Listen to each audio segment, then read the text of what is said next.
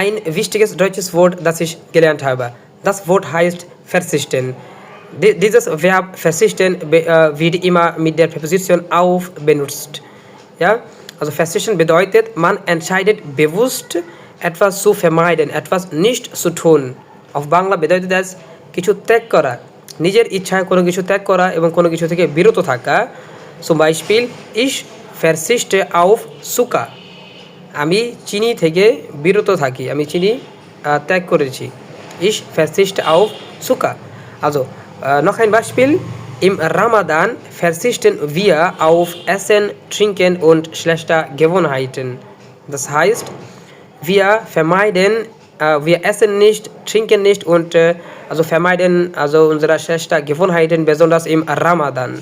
Ja? Ramzan মাসে আমরা এগুলো থেকে বিরত থাকি। Also das ist ein sehr wichtiges Verb und du kannst auch nutzen, wenn du möchtest.